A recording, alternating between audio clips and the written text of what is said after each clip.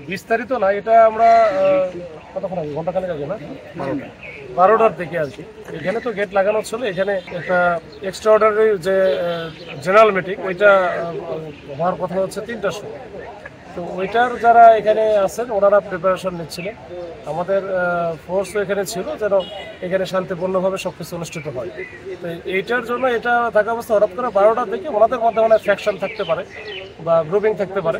তো একটা হয়তো বা একটা গ্রুপের লোকজন তারা অতর্কিতভাবে এসে গেটটা ভাঙার চেষ্টা করে বা ওই ইট পাটকেল নিক্ষেপ করে পুলিশকে লক্ষ্য করে। তো এরপরে পুলিশ হচ্ছে তাদেরকে আটকানোর চেষ্টা করে, বাধা দেয় এবং একটা পর্যায়ে তারা পুলিশকে যখন ওই যে গরম পানি পর্যন্ত মারে তখন এটা পুলিশ অনেকে আমাদের আহত হয়। এরপরে তাদেরকে ছত্রভঙ্গ করে দেয়, বিশেষ করে একটা সাউন্ড গেট মারা পরে ওরা আতঙ্কিত হয়ে চারিদিকে চলে যায়, তখন হালকা মৃদু লাঠি চার্জ করে এদেরকে কিন্তু আমরা ছত্রভঙ্গ করে দিই। এখন তারা কারা কি অবস্থা এটা আমরা কিছুই জানি না, এটা হয়তো ওনারা জানবেন।